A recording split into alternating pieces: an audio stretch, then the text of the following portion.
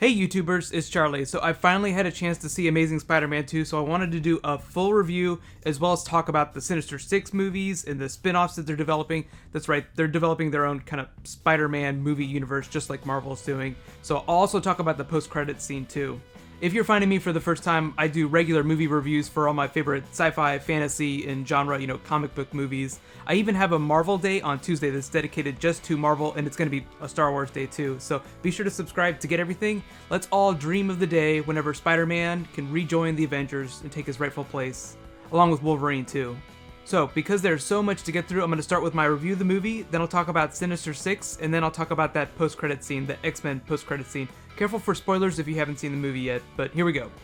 Starting off with things that I really loved about the movie, the actors. Yes, Andrew Garfield and Emma Stone are the leads, but I want to give some special attention to Jamie Foxx and Dane DeHaan.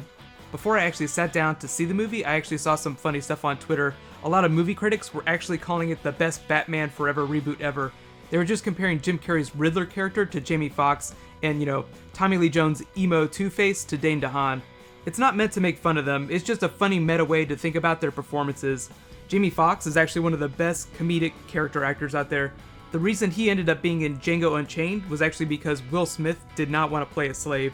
Jamie Foxx, on the other hand, is pretty fearless whenever it comes to putting himself into characters. He's not typecast like a lot of other A-list actors, so he gets to have a lot more fun, a la Electro and Sinister Six. When I see big movies like this that cast, big actors like Jamie Foxx, I try to guess which scenes they use to pitch the movie to them, and I feel like it was that scene where he was in his apartment by himself, with the birthday cake, just talking to himself, being silly.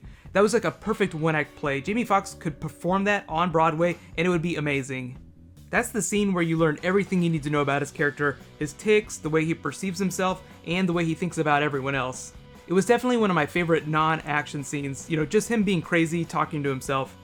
I really did like Jamie Foxx's Max Dillon character better than the Electro character. I don't think we'll see him again. The Electro persona is basically taken over by the end of the movie. But let's talk about Dane DeHaan now. Just like Jamie Foxx, I really like Dane DeHaan's Harry Osborn character more than I liked the Green Goblin character. I feel like that boardroom scene that he had was actually his best in the movie. We didn't really get as much time with him pre-transformation as we did with Jamie Foxx's character. I would have liked more scenes like that boardroom scene. Everyone in this room now works for Felicia. I feel like enough time has passed that going into this, a lot of people weren't really thinking about James Franco's, college dropout version of Harry. I really think Dane DeHaan's version of the character is much more interesting. He does have the benefit of being a genius this time around.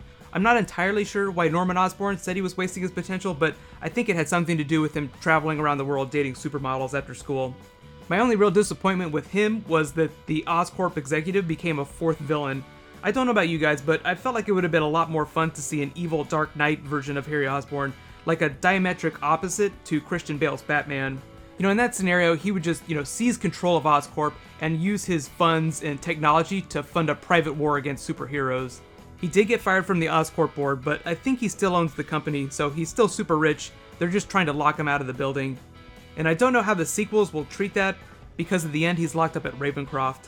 As for the other main characters, I always love Emma Stone and everything she does, and given the fact that they pretty much spoiled what was going to happen to her character in the movie, there weren't any big surprises. I do like that her version of Gwen Stacy got to be a critical part of the solution, but I still feel like she was wasted, and that ends up happening to a lot of great actors. They get buried under these giant movies. It was a lot like what happened to Scarlett Johansson in Avengers. I feel like Winter Soldier corrected that problem though. It was actually a really good example of a big comic book movie that gave an equal role to the female lead. So I feel like Sony could learn a lot from that. We did get to meet Felicia Hardy, even though she was almost not even in the movie. I feel like she's gonna get an expanded, Black Cat role in the sequels. In case you don't remember, a couple of months ago, Shailene Woodley was also playing Mary Jane Watson. They shot scenes with her and everything, but she ended up getting cut out of the movie. And now that we've all seen it, hopefully, it's easy to understand why. The story is just trying to do so many things. I'm glad they didn't include more characters. It would have been like Spider-Man 3 all over again. So let's talk about the story now. There were a couple things that I really enjoyed and just a few things that I had issues with. Right off the bat, going into movies like this, I try to remind myself that they're not made for me. Remember that little kid in the Spider-Man pajamas at the end of the movie? That's who this movie was made for. It was made for little kids. If you watch it with that in mind, I feel like you'll enjoy yourself a lot more. So don't expect this to be like Dark Knight, Hard R, or anything like that. I love that they're trying to be so ambitious with this Spider-Man movie universe they're trying to create, and I feel like, Oscorp Special Projects and Ravencroft did that pretty effectively during the movie, so we even actually know who that lineup is for Sinister Six. I feel like those two things were actually the whole movie. You could have just called it Amazing Spider-Man 2: Rise of the Sinister Six, and nothing would have changed. I am actually looking forward to the spin-offs, but remember, those movies are also going to be written for little kids in Spider-Man pajamas. The only real issue that I had with the story was the amount of time that they spent dedicated to non-essential characters, like Spider-Man helping that little kid with the windmill. That scene was there because obviously this is a movie for little kids, but the only other thing that made me feel very tired were the jokes. I feel like trying to do silly Spider-Man humor was Sam Raimi's thing, and he was a master of that kind of humor in the first trilogy, but because that was something that so many people responded to, I felt like the producers were really quick to try and force that into the Andrew Garfield reboot, but I'm just not a big fan of silly Andrew Garfield. I think he does a lot better whenever he's doing drama. So let's talk a little bit about the action and the camera work. There were some things that I really liked. They did make some really good improvements to the first-person camera, whenever you're swinging around with Spider-Man, like the opening scene of the movie. That was a lot of fun. The action scenes were also pretty good, but Andrew Garfield is a dramatic actor, not an action hero. He's not Chris Hemsworth, and he doesn't quite have the balance of ridiculousness and sincerity that Robert Downey Jr. has, at least yet. He'll get there eventually. He's a great actor, so I'm really interested to see what the sequels look like. But now it's your turn. Let me know what you thought about the movie, and did you like the way they set up the sequels and spin-off movies? Do you think that they can create a Spider-Man movie universe without things getting too ridiculous? Right now, they've already confirmed Spider-Man 3 and 4, along with Sinister Six and a Venom movie. The next Spider-Verse movie will probably be that third sequel. They're supposed to start production on Sinister Six early in 2015, so that might not be out until late 2016 or spring 2017. The Venom movie isn't supposed to be happening until around Spider-Man 4, so that'll probably be even further along. So let's talk a little bit about what that Sinister Six movie is going to be like, as well as that X-Men post-credits scene.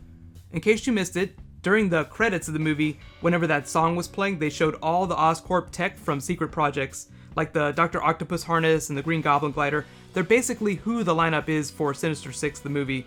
It's Green Goblin, Dr. Octopus, Rhino, Vulture, Kraven the Hunter, and Mysterio.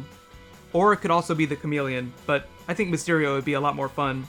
And based on that Ravencroft scene at the end, I think they'll just be targeting prisoners that are on death row, or just people looking for a quick grab at power, but they will probably stick with the original comic book characters to become those villains. I'm choosing to remain optimistic about all those movies. Since the reboots have started, they've cast great actors, but a lot of it will just depend on whatever the scripts look like, which we won't see for a long time. But let me know if you're excited to see Sinister Six and these other spin-off movies. So, now let's move on to that X-Men post-credit scene. If you're not familiar, Sony is Spider-Man, X-Men is Fox. So, there's no connection between those two universes. On a story level, X-Men has nothing to do with Spider-Man. The reason they included that scene at the end of the movie was all because of the director, Mark Webb. He had a contract that was still in force at Fox whenever Sony hired him to direct Amazing Spider-Man.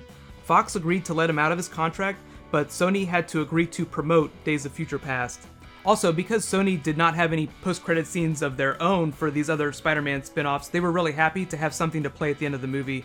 A lot of people feel like nowadays, if you don't get a post-credit scene after a big comic book movie like this, you're kind of cheated out of your money. The X-Men scene really didn't have anything spoilery in it, it just establishes that Mystique is operating on her own. In all the scenes we've seen so far, Magneto and Professor X are on their own without the teams, so this just helps set that up a little bit more. Let me know whether you thought it felt out of place though. I mean, X-Men has nothing to do with Spider-Man, so it was a little out of context. But in related news, next week I'm starting a special Godzilla week with Nerdist channel. Be sure to subscribe to get everything. I'm just going to be doing fun bonus videos for Godzilla because that movie's coming out in 2 weeks. I'm not going to be posting my review though till it actually is released. Right now, click here to get my breakdown of Star Wars Episode 7, and click here to learn more about the Justice League movie. Thank you so much for watching. I'll see you tomorrow. High fives.